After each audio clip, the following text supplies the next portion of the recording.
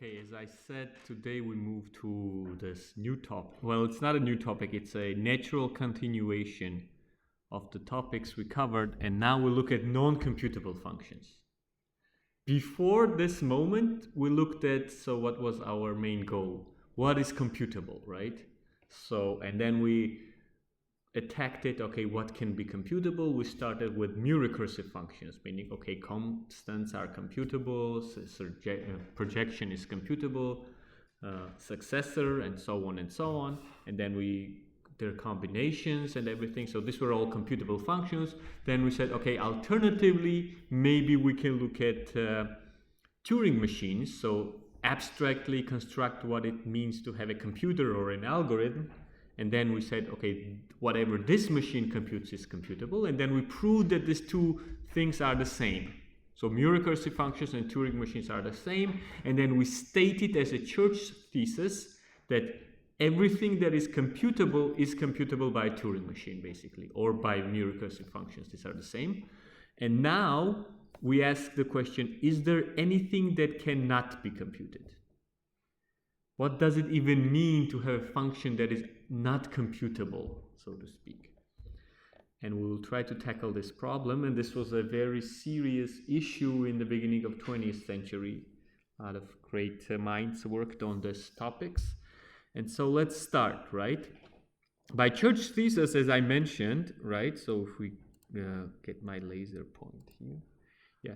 By church thesis, computability is the same as computability by a Turing machine. So we're looking for something by our definition, basically church thesis is the definition of computability. We are looking for something that cannot be computed by a Turing machine. So basically by modern computer or whatever, cannot be computed. And first what we do is we want to go beyond natural numbers. We're not really, as I said before, and I mentioned during the last lecture yesterday, that going beyond natural numbers gives us basically nothing. I mean, you can always map back, but somehow let's just, for simplicity, we want to also consider functions that operate on strings, not only just natural numbers, right? So far, our computable functions were functions that take R many inputs and produce one output in natural numbers. Now, I want to extend it to strings. So I will consider functions that operate on strings, basically. This changes nothing philosophically, but it will make it easier to consider different things. You'll see in a moment. So we again fix an alphabet that does not contain a blank symbol, because we want to talk about Turing machines that compute functions, and blanks are treated as empty things. So let's just look at the alphabet that does not contain a blank symbol. So A can be 0, 1, for example. And so by our definition, this means that the tape, so this will not be a tape alphabet for a Turing machine, because we kind of declared that every alphabet of a Turing machine contains 0, 1, blank, and hashtag. So this alphabet will not be, we are not allowing it to be used for a Turing machine. But anyways, that's okay. You'll see in a moment how this thing is, why is this thing defined this way. So now, I have this alphabet, let's say 0, 1 only, without blank and hashtag. And now let's say I have a string now. So I have a string in this alphabet, this is what it says. And I will say that the function fm, so m is just a letter that stands for a Turing machine. So function fm is computed by a Turing machine m if, now this is a function that assigns strings to strings, basically. So it's a star is just all possible strings in A. This is also all possible strings. I will say that this function f is computed by a Turing machine m if, when I start my m with input w, it's the same thing as with natural numbers, but I will just take any input. So on tape 1 with other tapes empty, so if I write w there, so this is my string, my machine starts working and it outputs, so it halts. First of all, it has to stop. If your algorithm doesn't stop, it means it's not computing anything. So if it stops, and whatever it outputs is exactly the output of your function. So very sensible definition, right?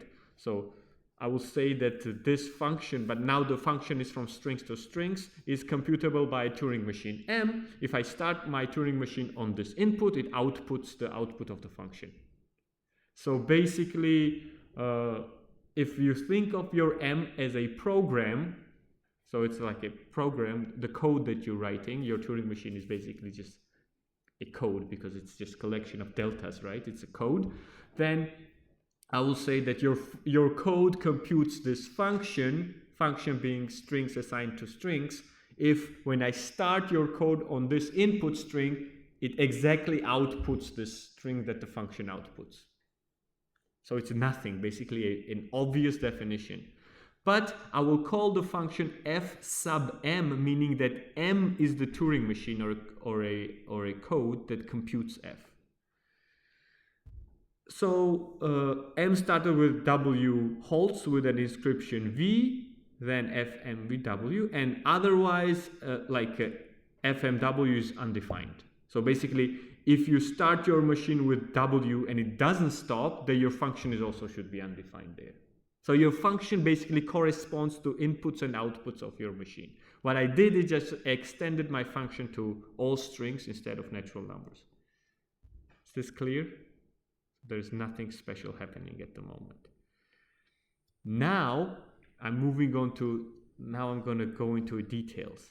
Recall what is a characteristic function. Characteristic function of a language L. So let's recall what the language is. Language is just a subset of strings. Basically, language always describes a problem. Every time you specify a language, you specify some kind of problem. I'll give you an example in a moment. So we talked about this before, like if you specify all triples that constitute a triangle is your language of all triple natural numbers that constitute all triple real, well, let's say all triple integers that constitute triangles in 2D space, then this will, well, we talked about this, so let's not go into details there. I will give you a more credible example in a moment. So what is a characteristic function of a language is it's a map from all strings to 0, 1, and it becomes 1 when string is in the language, and it becomes 0 when string is not in the language. So it's basically a yes-no question. So what characteristic function does, you give it a string, and it tells you yes if the string is in the language and no if it's not. So if you think of a language as a problem, it tells you, does this string solve this problem or not? If your problem has a yes-no answer, then you do it this way. Okay? Ewa selekcja choargaut. Ikitan, good. So, okay. So now I will say that a language, this is a crucial definition, this and the next one. The language is decidable in Georgian. So the language is decidable. Think of it, a problem is decidable. So then it kind of rings some bells. So language is decidable if the characteristic function is computed by a Turing machine. What this means, characteristic function is 1-0 function, right? Yes, no. Computed by a Turing machine means that a language is decidable if there exists a program, a Turing machine, such that when you start on the input, or you start this machine on some string, it tells you yes if the string is in the language and no if the string is not in the language. Okay? Yes, I will say that the language is decidable if there exists some kind of machine that does this. Right? Okay, so this is the definition of decidability. And the note here is that this XL is total. This is the crucial point, meaning that it always gives you an answer. So again, let's say your language is just some shapes. So let's say it's equilateral triangles, even though this language would be uncountable if you consider real numbers, but let's just forget it for a moment. Let's say your language is equilateral, so it contains all triples that constitute an equilateral triangle. Then the question of some triple belonging to this language or not is the question whether something is an equilateral triangle or not. And the fact that this is decidable tells you that if I give it a shape, it should tell me, no, this is not a triangle. Also, and if it's a triangle, it should tell me yes. So the fact that this chi L, this characteristic function, is total, machine must hold for any input. Any input I give it, any string, it should tell me yes or no. So it should always hold. It cannot just loop forever, right? Because it must return yes or no. This is what we call a decidable language or decidable problem. And now we give a definition, which is a crucial one, which is maybe harder to grasp if you first see. This is an accepted language. This is a different class. What is an acceptor for language L?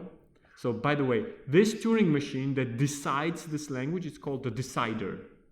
So this program that answers the yes-no question is a deciding problem. It decides the answer. But however, there's also a notion of acceptor for a language.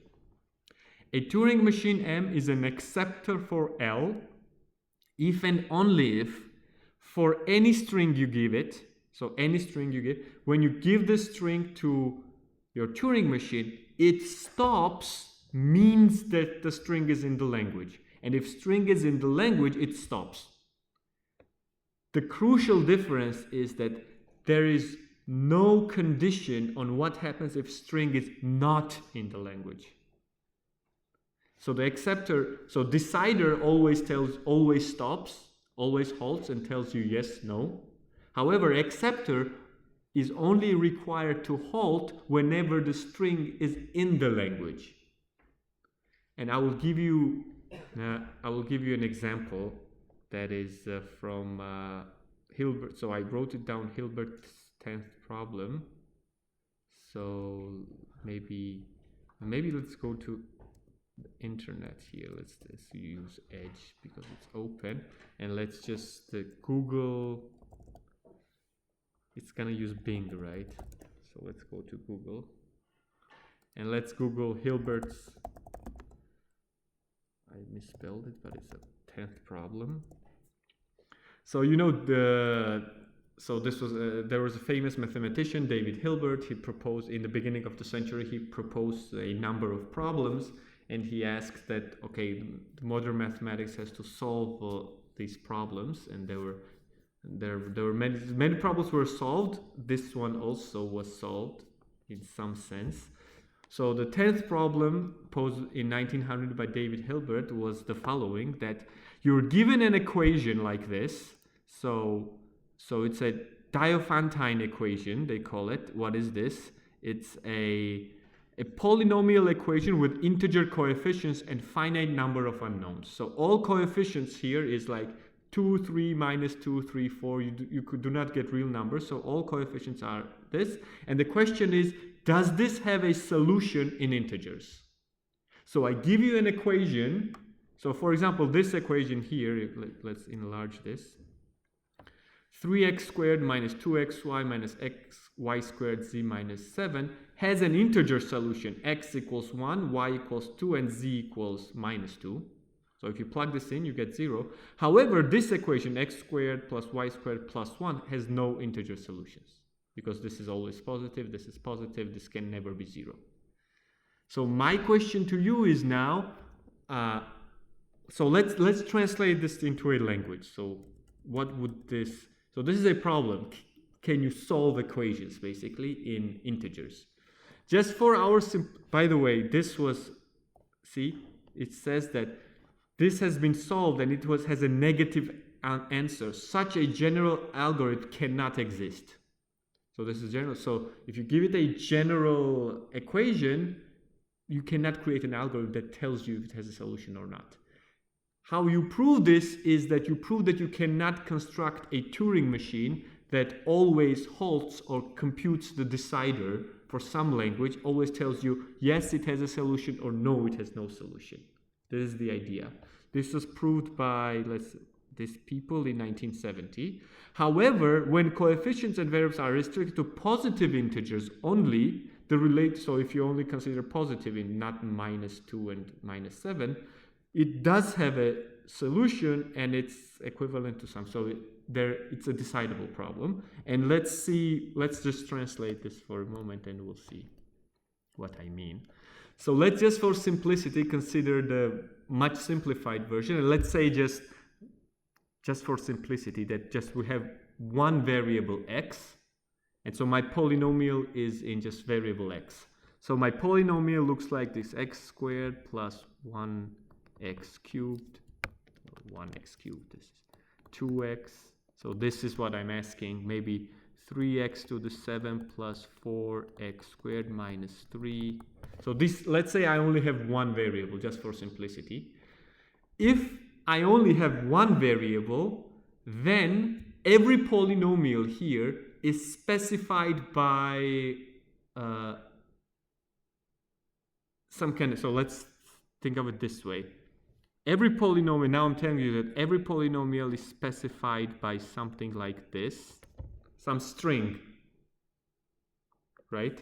So what this would stand for is it would be 0x to the power 0 plus 1x to the power 1 plus 7x squared minus 7x cubed.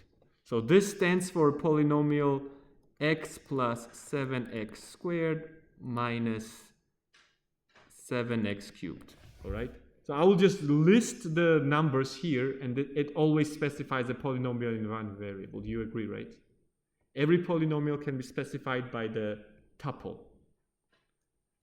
So this one is what stands the free variable, this one is at power 1, this one is power 2, and so on and so forth. And let L be a language. So let's call it L. Well, it's not really a Hilbert problem. I simplified it very much. But this will be a language that consists of all tuples. I don't know. How do I call this? N0 up to Nk, such that the polynomial that is defined by this guy here, the polynomial has integer solutions. Okay? So this language, as my triangle example, contains only basically this specifies a polynomial. I could have written polynomials here as well, but just take numbers. So this language consists of tuples of numbers such that those numbers that have solutions. All right?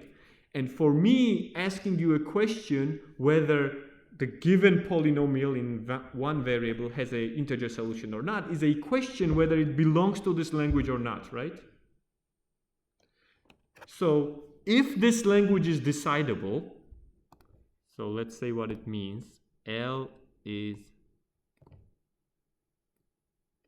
means there exists a Turing machine. L is decidable means there exists a Turing machine M such that when I start my M on my polynomial, let's take this polynomial. When I start it on 0, 1, 7, minus 7, and it works for every polynomial, it outputs yes or outputs no. So it basically solves the Hilbert's 10th problem in this easy case when there's one variable, right? So this problem, this language being decidable, is actually constructing an algorithm that solves this problem. Now I want to ask you what it means that this language is accepted. So, by the way, can you construct such a thing? That's my first question. What I'm asking you is, can you come up with an algorithm that takes an input, a polynomial, and tells you if it has a solution or not? What do you think should this algorithm be able to do somehow? It should be able to solve any possible polynomial equation in integers, basically, of one variable. So it's a complicated algorithm, right? You cannot, on top of your head, say that if this is possible or not. However, I will very easily give you a Turing machine that is an acceptor for L. So what is an acceptor for L? So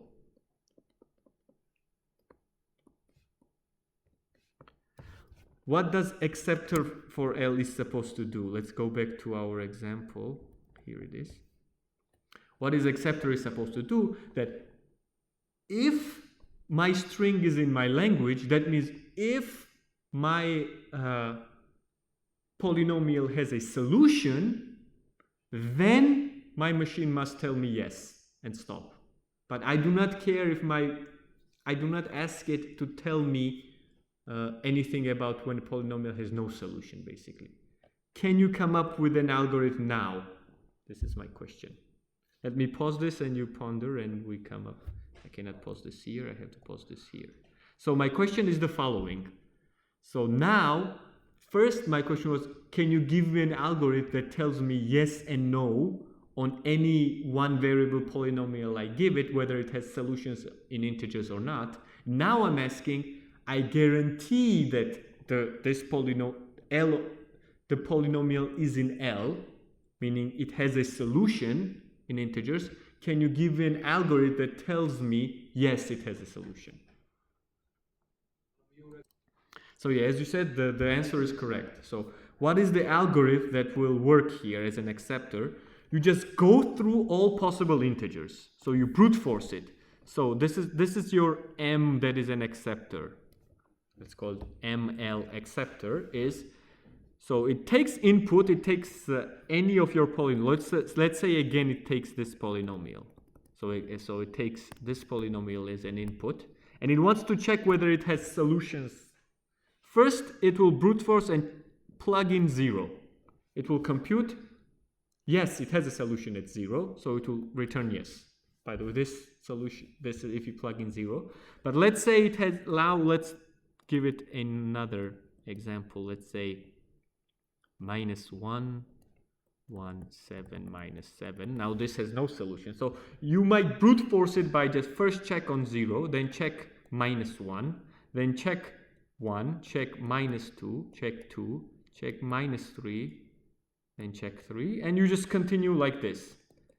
Now, if you know that your polynomial is in this language, you're guaranteed that this will stop at some point and say yes. But if your string, so if this string is not in this language, meaning that it has no solutions, then this will never stop. However, this is the bad thing about an acceptor. You start, and if it has no solution, then you have no way of knowing. Maybe the solution is 7,700,000. So maybe it still needs time, and it will find the solution. So somehow, decider is much more complicated to, well, it's not a good word, but it's a much stronger assumption on a language. It tells you that there exists an algorithm that tells you, basically solves every polynomial and finds the root and tells you, yes, it has a root, or no, it has no root. However, you can just, for acceptor, you just brute force it. You just check every single, so acceptor basically just checks every single possibility, and yeah, it will halt if it's in the language, and if not, I don't care. Here is the crux of the definition. See, M started with W halts is equivalent to the string being in the language. So acceptor and decider are a completely different thing from the algorithmic point of view. Now, the first note is that if your language is decidable, it also has an acceptor. This is trivially true, because if your language is decidable, you have a yes-no answer for every string, and of course you have also answers for the strings that are in the language, namely yes. And this is the only requirement for the acceptor, and the converse is not true. This is the main point. There exist some languages, that means there exist problems which are undecidable algorithmically. We will prove that there exist some problems for which you can never give a solution algorithmically. That will be a halting problem. And now we go towards this, and actually people proved this for Hilbert's problem. This was the solution that for general Hilbert's problem, there does not exist an algorithm that solves this. But the first occurrence of such thing was done by maybe Turing or Church, I don't know, probably Turing. So yeah, here is the crux again, that there is no condition for strings that are not in the language. For an acceptor, you ask for nothing. So if your polynomial has no solutions, your brute force, you You do not ask it to halt. Okay. First, what we do is we treat Turing machines as data. These are called Gödelizations, and these are basically there's a nice comment here that for digital natives, Turing machines, they are just programs, the abstract notion of what a program means. And programs, we know today that they're just strings of zeros and ones, and these are data, it's obvious, so I can think of Turing machines as strings of zeros and ones. It's somehow intuitive today, but this was of course not always so. We know this because machines operate this way, but let's actually do this. What I will do now is I'm going to translate my Turing machine into zeros and ones. How? So my Turing machine, so I'm coding the machine into zeros and ones. How do I do this? So I have a Turing machine, I have states, I have alphabet, transition functions at zero accepting state, and without loss of generality, I assumed it's a one-tape Turing machine because I know that k-tape Turing machines and one-tape Turing machines are equally powerful, so I assume it's a one-tape Turing machine. Now what I do is my states, I number them, Z0 to ZR, however many states they are. My alphabet symbols, I also number them, A0 to AS. So now each alphabet symbol has a number and each state has a number. And now end states, remember, so your Turing machine goes into an accepting state. I use the definition that if I go into an end state, there is no way forward, meaning that delta ZA, if Z is an accepting state, is undefined. So if your machine goes into an accepting state, it really halts. So it stops because there's no way to progress from the accepting state. So this is the definition I use to code the Turing machine because it's easier. And how do I code this? This is how I code this. Let's say I have delta ZIH. So what is my Turing machine? Turing machine is just collection of these equations, right?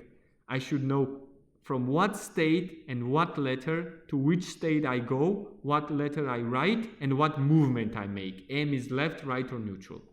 Right? Let me enlarge this and show you. Right? So I just code this into zeros and ones. So I write hashtag. Instead of ZI, I write the I in binary. So ZI is maybe Z17, right? So I write 17 in binary, then I put hashtag. Instead of every letter now has a number associated to it. We did this similar thing yesterday. So every alphabet letter has a number now, and I write that number in binary. Then I write hashtag. Then I write again this thing in binary, this state in binary, this letter in binary.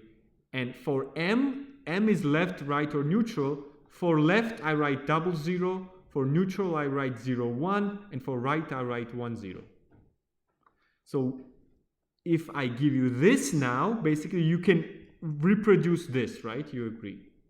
So because you will just read this as binary, okay, then if this is 17, you know, in state 17, when I read letter number 4, I go to state number K, I overwrite letter whatever number L, and I make the movement, if it's 0, 0, left. Okay, so I code each one of them like this. Okay, so now what?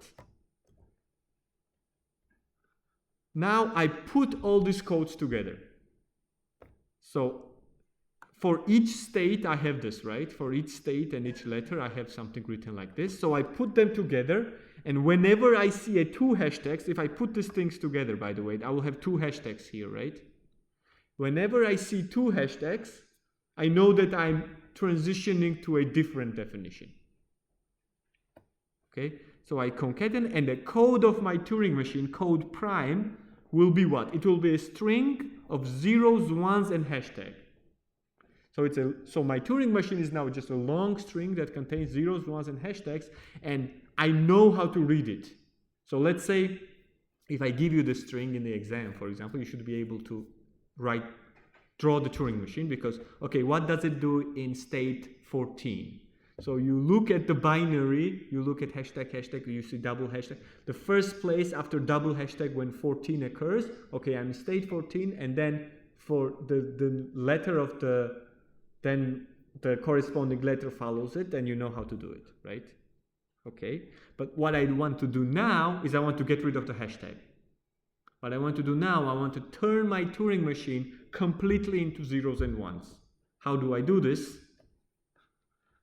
I obtain code of my Turing machine by, I look at this code with hashtag zeros and ones.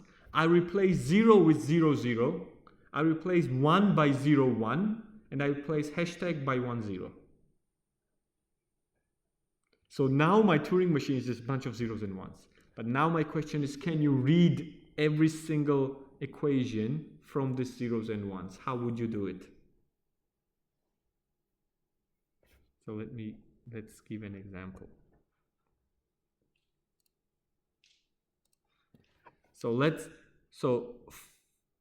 Okay.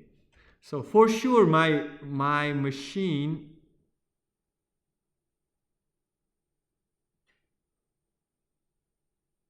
will start with 1, 0. Come on, the projector. So every code of my machine will start with 1, 0. Why?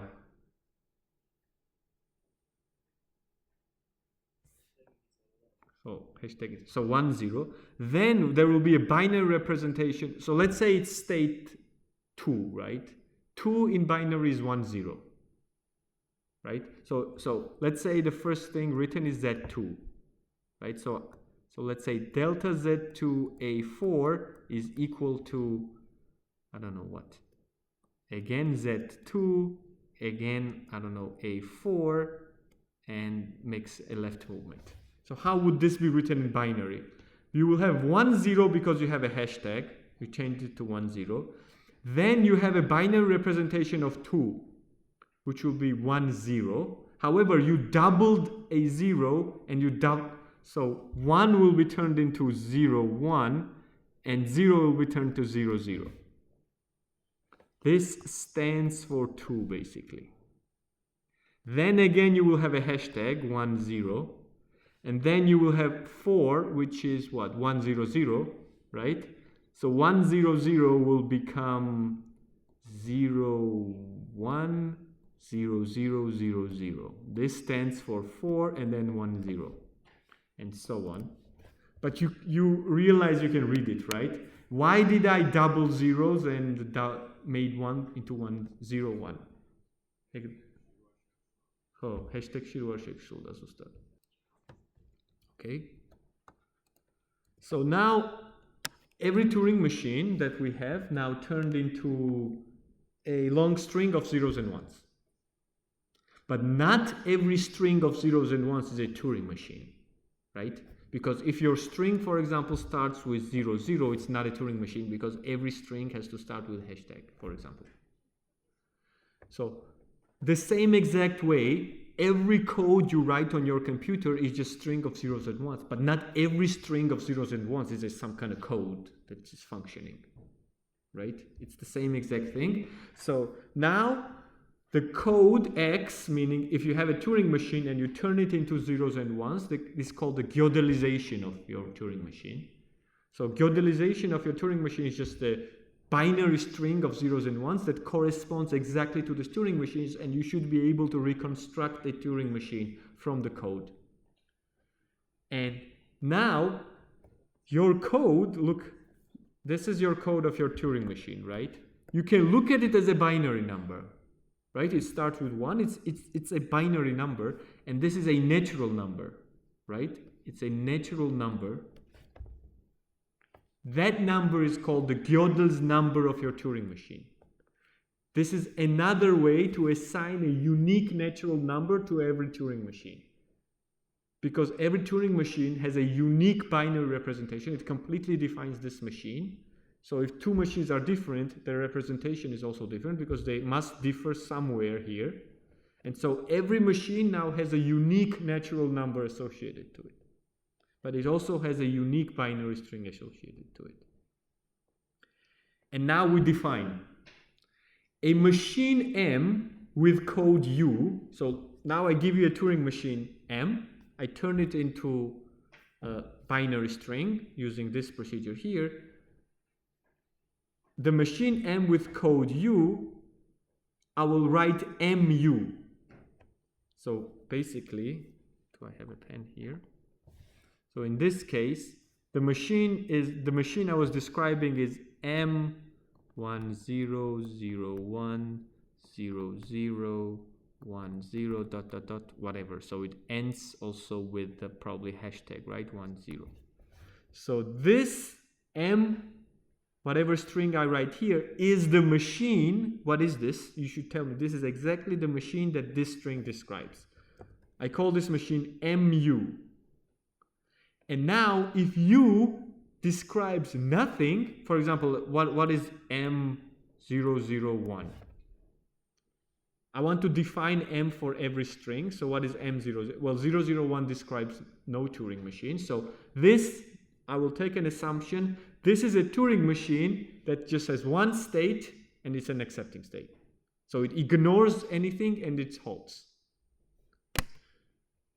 So this, by definition, I will define it as M0. What is M0? M0 is ignores the input and stops.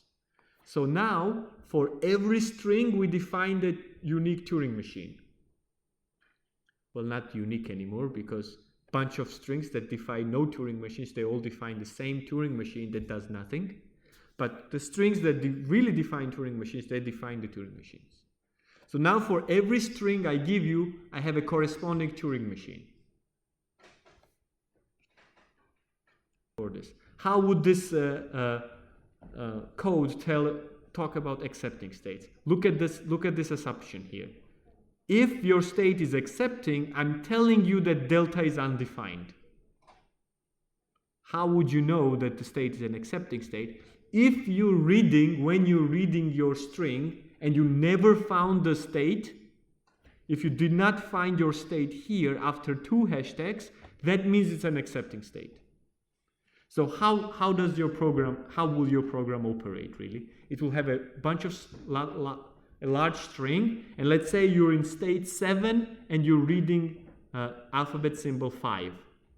You are looking in your string for the state 7, you find the state 7, and then you're sub-looking somehow for alphabet 5. You find state 7, alphabet 5, make this movement. But if you never found state 7, that means it's an accepting state that you accept.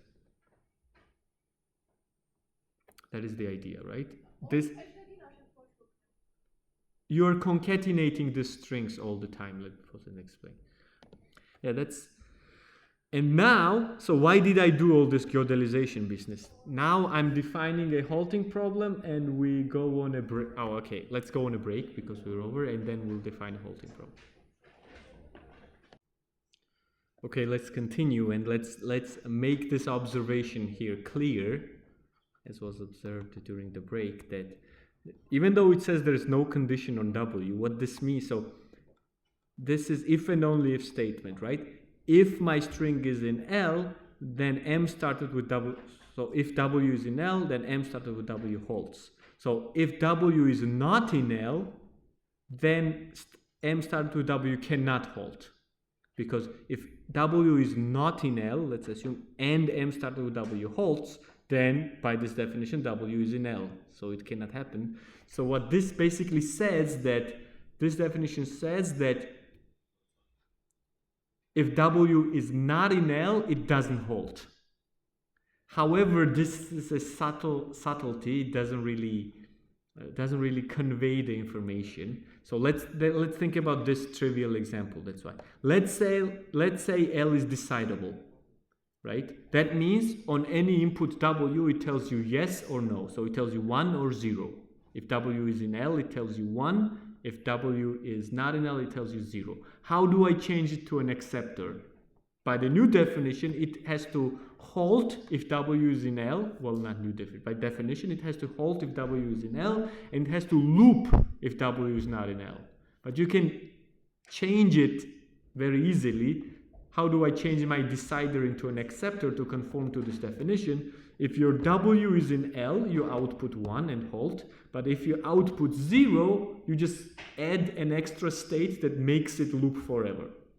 So you can see that this doesn't really give a condition in some sense about W being not in L. So I encourage you to think about it, and think about it a lot between the definition of acceptor and the decider. Another way to define an acceptor which is equivalent is to not do this if and only if statement, rather say that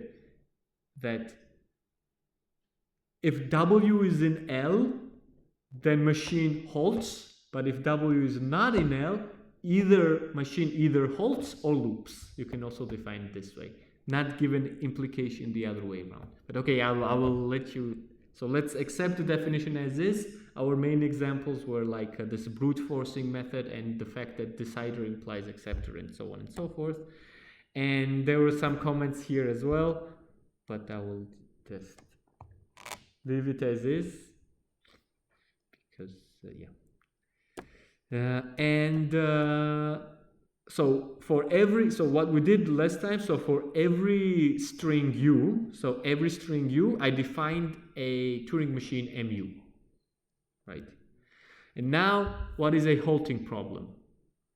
The halting problem is the following language. So we know that languages and problems are the same thing. What is H? H is strings u and v. So this consists of strings u, then hashtag and v. So u is a binary string, v is also a binary string. But what strings does this language contain? It contains all pairs of strings such that when I start, the u corresponds to some machine, right? I defined it. Either it's a code or it's a machine that just stops directly. So if when I start mu on input v, it halts. This is H.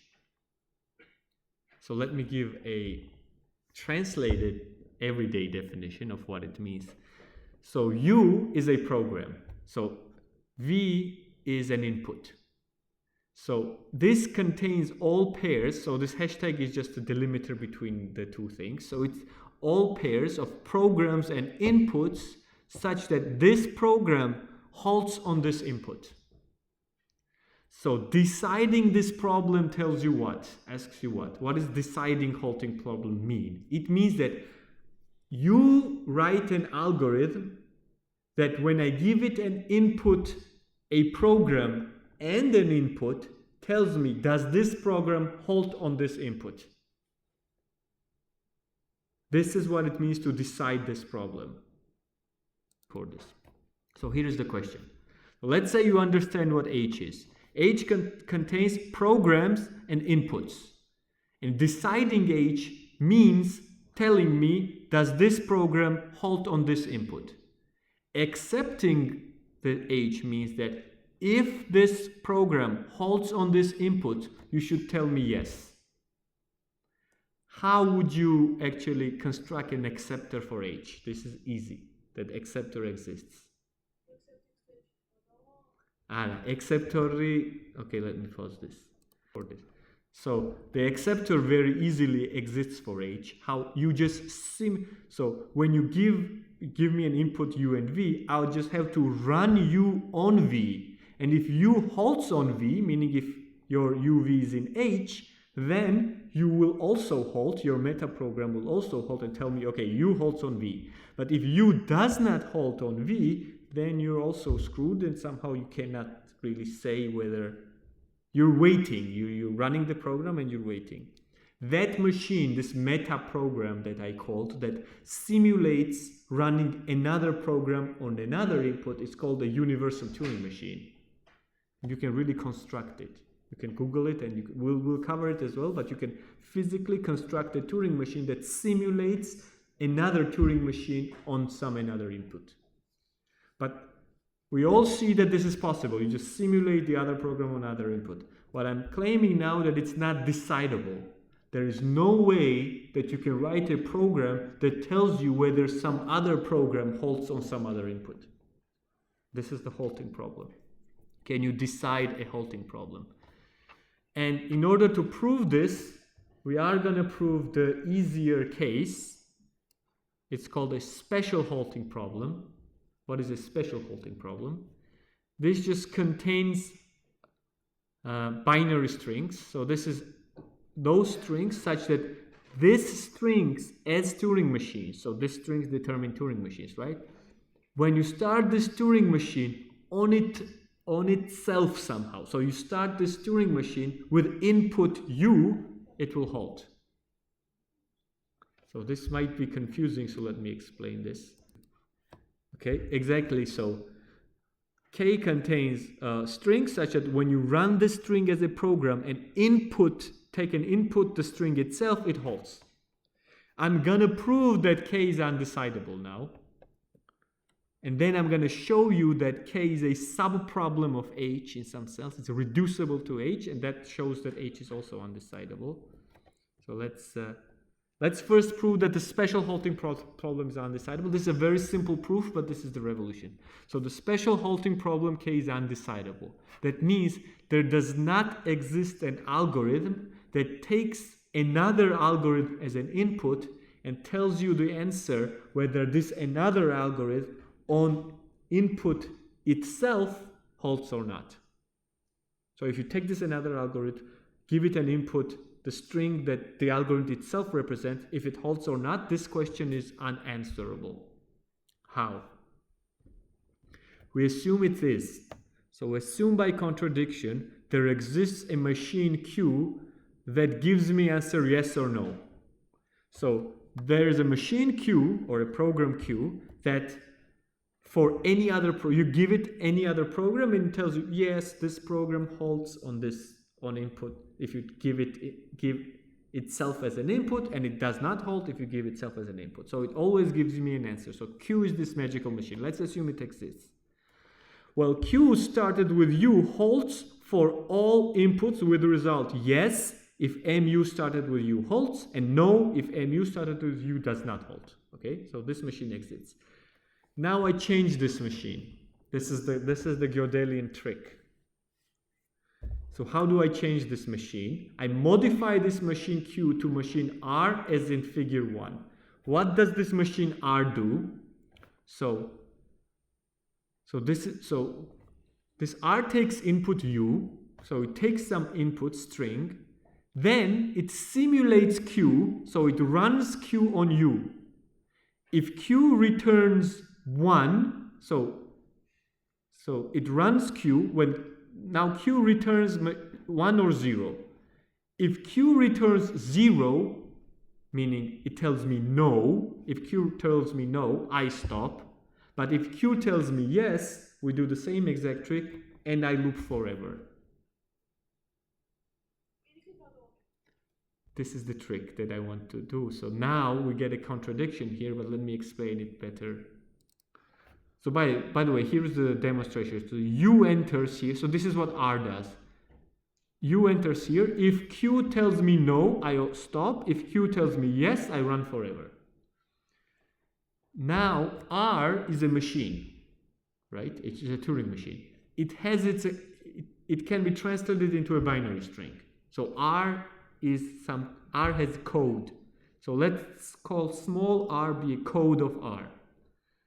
So R is some Turing machine with code R. So the trick here is that I start R on itself. So let's say R started with R halts. So there are two possibilities. Either R started with R halts or it doesn't halt. If R started with R halts, let's recall what R is doing. It takes the code and runs Q. So if R started with R halts, then Q started with R also halts, because Q is exactly says yes if something started with itself halts. So if R started with R halts, then Q returns yes. But if Q returns yes, then R does not halt. So I just proved that if R started with R halts, then R does not halt. That makes no sense. Now let's go back. Now let's go the other way. Let's say R started with R does not halt. If R started with R does not halt, then Q gives me no. If Q gives me no, I halt. That means R halts. So if R started with R does not halt, then R halts. This is again a contradiction. So such Q cannot exist.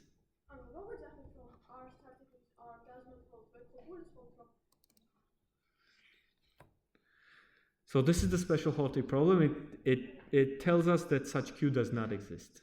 This was the result by Turing. And so now what about H? So I want to show, so I told you that K is undecidable. So such Q does not exist for K, but I want to extend it to H now. And for this, we define what is the reducibility. By the way, this also goes into P equals NP problems and reducibility of languages. It's the complexity thing, we'll see. So let's say I have two languages, L and L prime. So I fixed the same alphabet for both of them. So here's the basics. So I fixed some alphabet, A star, and I have L, L prime. And I will say that L is reducible to L prime. So what I try to capture, L and L prime represent problems. I want to capture that solving L prime should solve me L. So it's more a general problem than L. And it's exactly the one what you notice, that if I plug in U instead of V in H, I get K. You said this, so this is exactly, if you know how to solve H somehow, you know how to solve K. Because K is just H, but instead of plugging in, you just plug in the same things on both sides. So solving H kind of intuitively solves you K, and this is to capture this idea. So if I have two problems of two languages, L and L prime, what it means that L is reducible on L prime. This means mathematically that there is a total computable function. So there is a computable function, a function for which you can compute the results from strings to strings, such that if your string, such that string is in L, if and only if FW is in L prime. That means if you have a question, for example, a yes-no question, is W in L? How will I solve this? So I want to reduce solving L on solving L prime. So how would I solve if W is in L? I will apply F.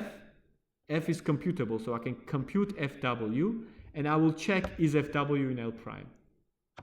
So if L prime is solvable, if this question is answerable, if FW is in L prime, then also the question W is in L is solvable. So it basically, what this means, F reformulates questions in L into questions in L prime.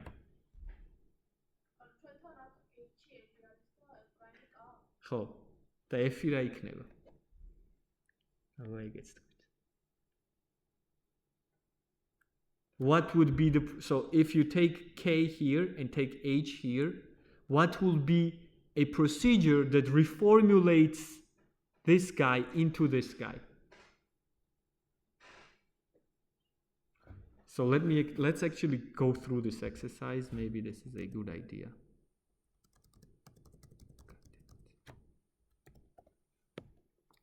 So I want to prove, this is actually a lemma there, but I want to prove that K is reducible on H. So what is K? Let me remind you. K is strings, this binary strings, such that if I start mu on U, holds, goes into an accepting state. H is what? H is pairs. So let's just write it this way. Instead of hashtag, I just write, let's write hashtag. We're computer scientists here. So U hashtag V, such that mu started on V holds.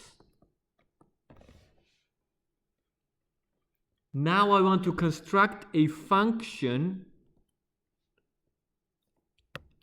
This function is, so I want to construct a function from strings to strings.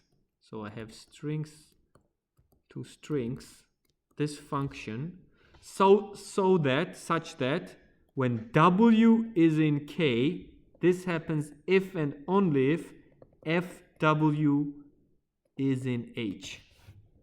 Can you tell me what F is?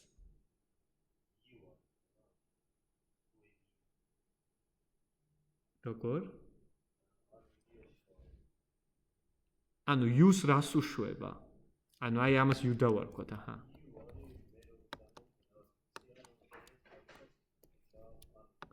U არის binary string. კი.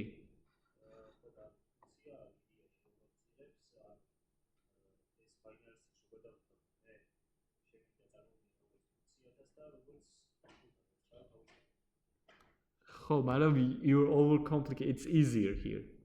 It's ma... Rogor?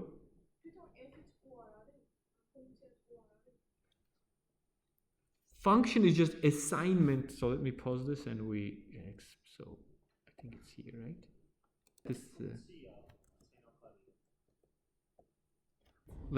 So instead of B, by the way, we had B here.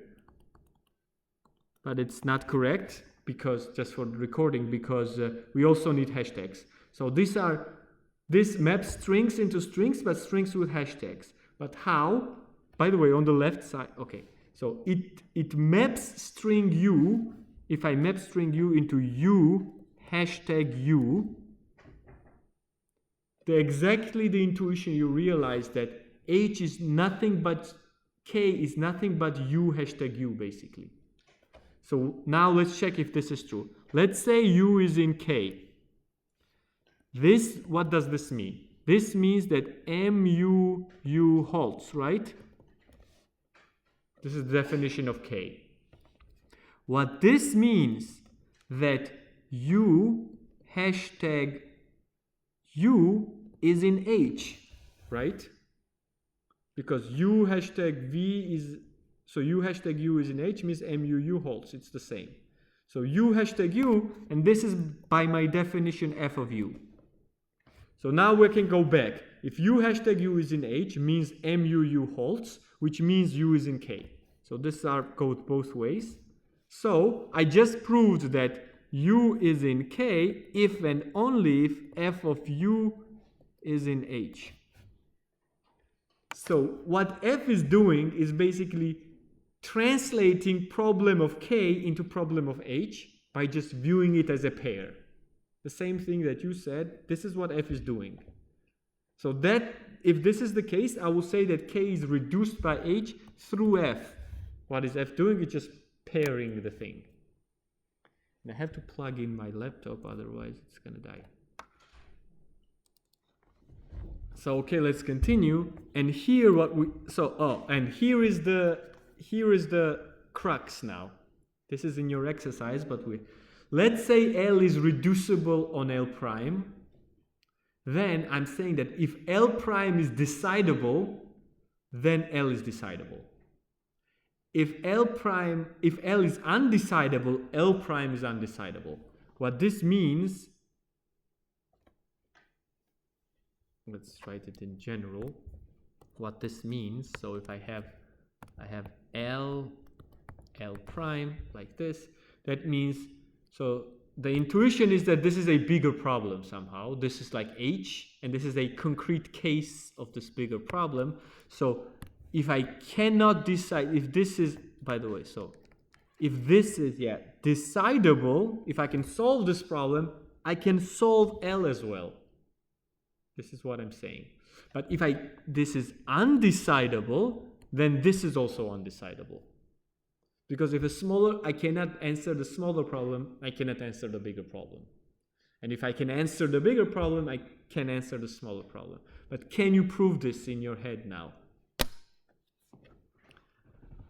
Let's look at the first case. Let's say L prime is decidable. That means there exists an algorithm, a Turing machine, that for every string tells me if it's in L prime or not. How would you tell me if a string is in L or not?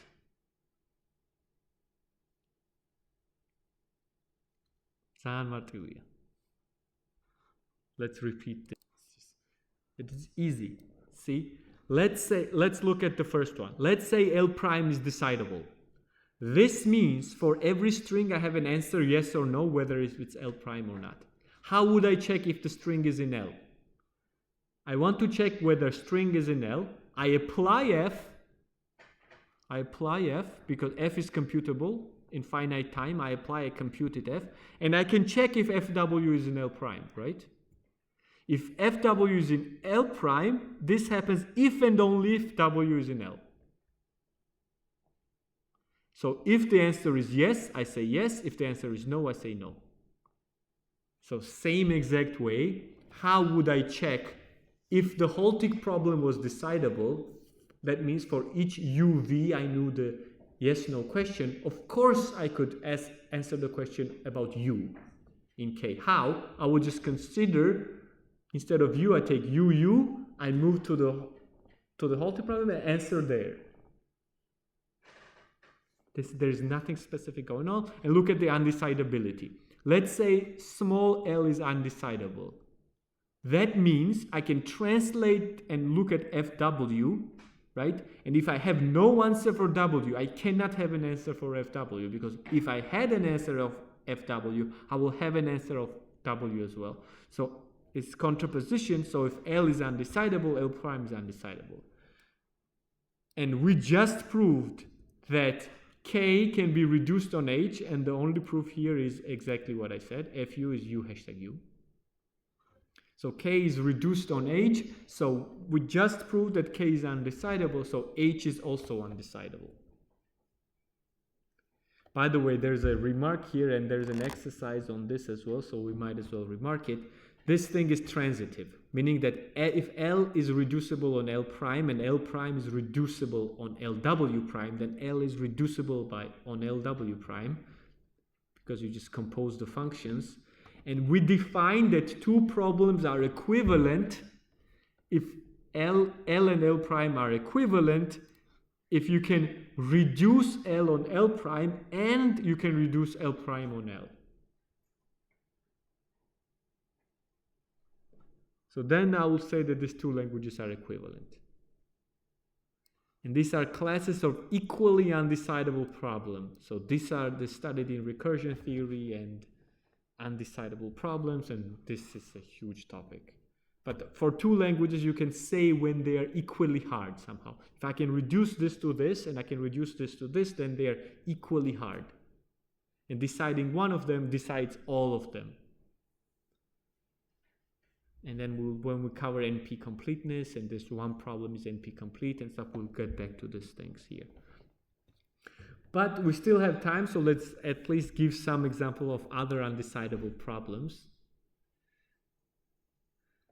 So let's look at this problem C. C is what? C is all those programs. So here, C consists of all programs such that this program, so U, so mu is a program represented by the string, computes a constant function. Can you intuitively say why would this be undecidable? So let's say you have, let's get back to earth and say that, let's say you wrote a code that whatever input you give returns a constant number somehow. Can you really tell? So let's say it only takes natural numbers as inputs, just for simplicity. So whatever natural number you give it, so it says computes a constant function, means it takes natural numbers as an input, let's say one input, and it outputs a constant number 5 always. How would you know that it computes a constant function? If you brute force it, so you plug in 0, it computes 5. Plug in 1, computes 5. 2, 5, 3, 5, 4, 5. But I mean, if you brute force this, you can never guarantee that on some input it gives an output that is not 5. So deciding this language would mean that your decider of this language, this meta Turing machine, would take an input, a different Turing machine, and tell you, okay, this Turing machine always computes a constant function. But somehow acceptor is very easy to construct again, because it will just simulate this Turing function, brute force it on 0, 1, 2, 3, 4, 5, and if okay, whatever. I think this is even more complicated, because if it's not computing the constant function, then at some point it will miss the constant and it will tell you, okay, this did not compute the constant function. So C, all the programs that compute constant functions does not exist. K0 is what? K0 is U, so all programs such that you just start this program without an input and it halts. For example, in Turing machine language, it means mu started with empty tape halts. meaning without an input it stops. Again, there is no decider for this. You can never write a meta program that takes an input another program and tells you this program stops on this empty tape. And I also added C1 here. C1 is that those programs that when you start this mu, it computes a constant function, but a concrete constant function. It always returns 1. So constant function 1.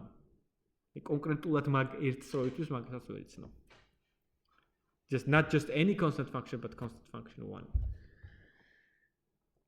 And we push once again. And how do we prove this? We prove this using this property of reducing. So I know that k is undecidable. What was k? Let me tell you what k is. K is all programs such that when program started on itself halts. Now I want to reduce this on k0. So this means I have to construct a function that translates. Let's go through this exercise one more time. I wrote it out in more greater detail what it means.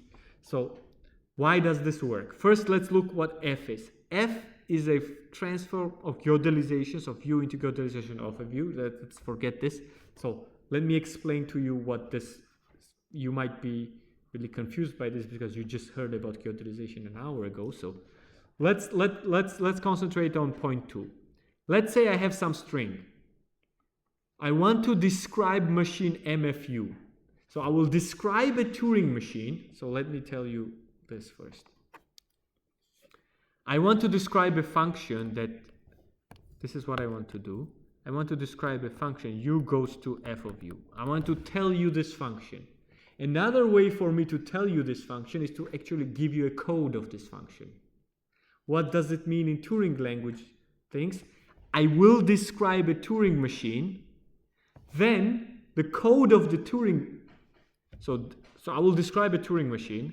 This Turing machine will have a code, right? Every Turing machine has a code. So this Turing machine, the one I will describe, will be m of v. The v is when I change this machine into code, and I will define f of u equals v.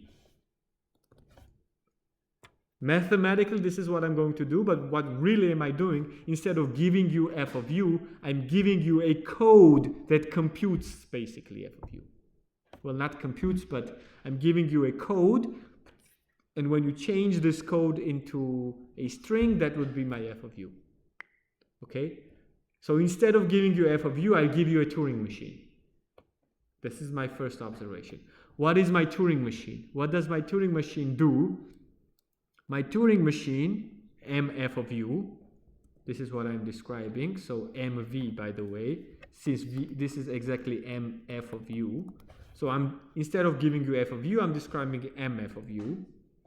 So mf of u, what does it do? As a Turing machine, it takes u, writes it on the empty tape, and then behaves exactly like m of u. And I will finish with this because your brain is melting. So mf of u just writes u on an empty tape and then behaves like m of u. And let me just go through this one and we're finished. U belongs to k means by definition that MUU halts. MUU halts means that MF of u halts. Why? Because what MF of u does is it writes u and behaves like M of u. So if M of u halts on u, MF of u will also halt. So MF of u just writes u and behaves like MUU. MUU halts, so MF of u also halts. If MF of u halts, then F of u started with an empty tape. Right? MF of u started with empty tape. It wrote u and then behaved M of u. So MF of u started with empty tape halts. That means F of u belongs to K0. So I just proved that f of u belongs to K0 so that you can also go back and f of u belongs to K0 if and if u belongs to K. So K is reducible on K0 and K0 is undecidable. It sounds like magic, but if you think about it, it's just common sense, nothing more. So I'm going to finish here, otherwise it's too much material.